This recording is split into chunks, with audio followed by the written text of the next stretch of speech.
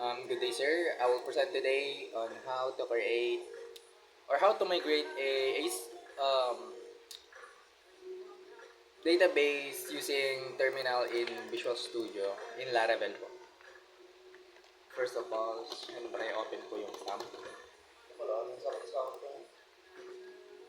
Start admin. And here this may mga nagawa na po example kanina and tinatry ko lang po. And then Visual Studio. And then punta dun sa SAM. Okay, SAM, htdocs, delete bash, and then create a composer, create project, Laravel, slash Laravel, version 9, as test, paste na lang. Paste. No. I said case tag na lang. It will take a couple minutes to create a folder. I'll just wait na lang po muna.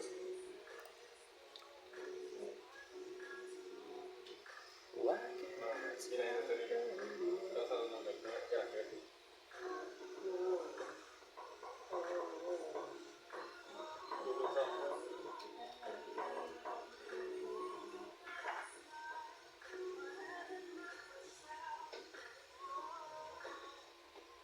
Turn on the radio, so sick of love songs.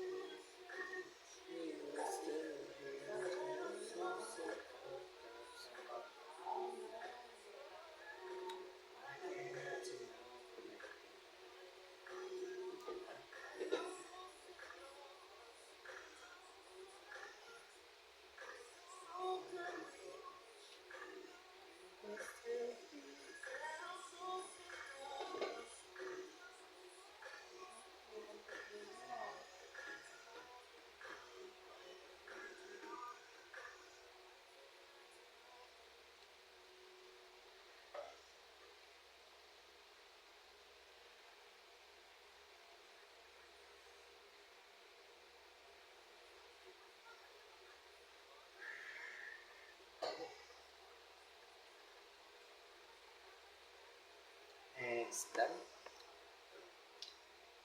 Okay, pwede na po siyang close. Pero dito na lang ako magkukuha ng PHP artist na. Sir. Ha? Ito ako. Yung nga pala, sir. Bali, hindi pala siya nakadirect doon sa pinaka.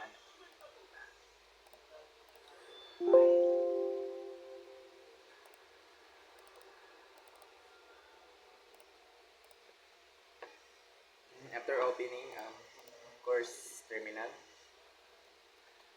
And then, magta-try ako maglagay.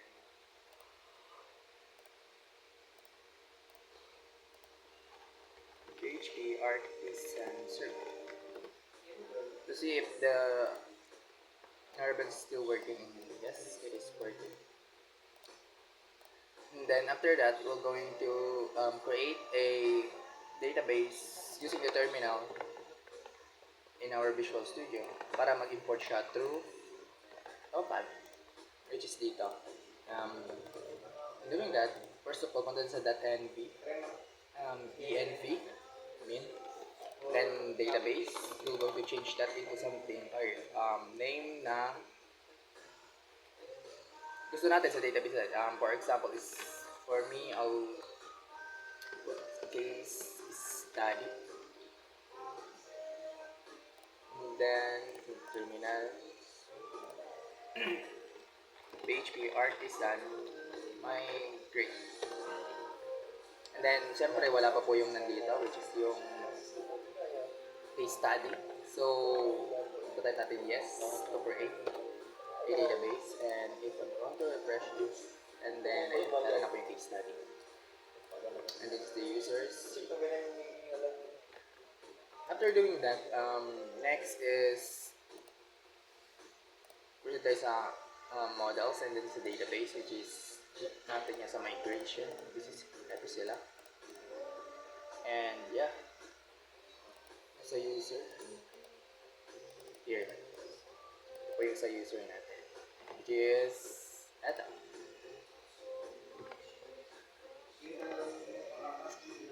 And then, dun sa nakalagay po sa orange app is you need to create a seeder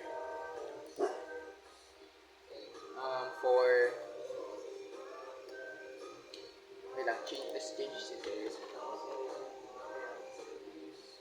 User by my users. Yeah. And then we're just going to copy this one, paste that into 3 because papalitan natin to later on ng boss, which is yung kailangan. And then product. There you go. At later on pa siya gagawin, and later on i-uncomment natin dito para makapaglagay siya ng example or parang data doon sa ating database, which is dito. Later on magagawa pa rin naman ito.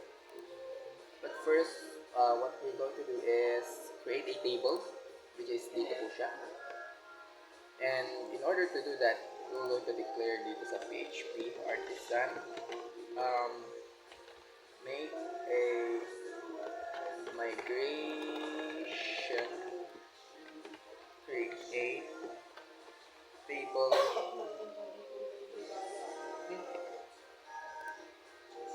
ayun, create boss table.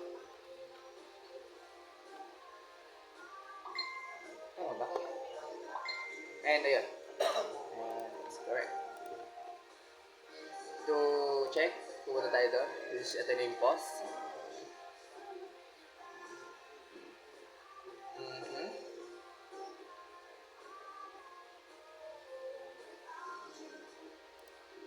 Okay, that's it. And next part is gagawa naman tayo ng product. This is PHP artisan make migration create product table. And ayun, narin dito for product. There you go. After that, meron na po tayo sa seeder niya, which is ito. And then, next is, gagawa tayo ng model niya. And also, sa factory, gagawa rin tayo later on. Okay, let's start. And muna. Gagawa muna tayo ng factory. Or doon sa, yung model na naman ng artisan, make model. And then, boss minus m. And boss, meron na siya. And then next is gagawa tayo, which is yung ano naman, product. In order to do that is we're just going to repeat the command here, PHP artisan make a model.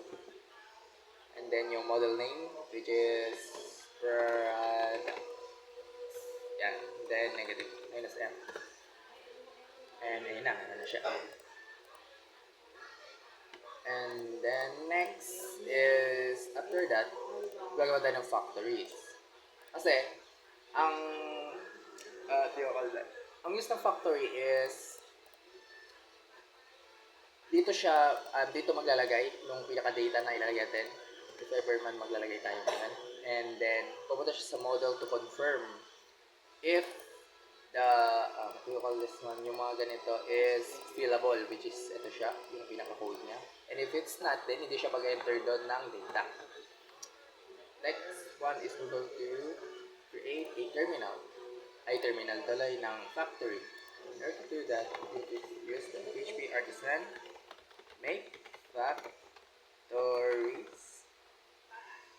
and then yung version name, which is pos factory. Yan, kasi pos yung doon, which is ito. And then enter.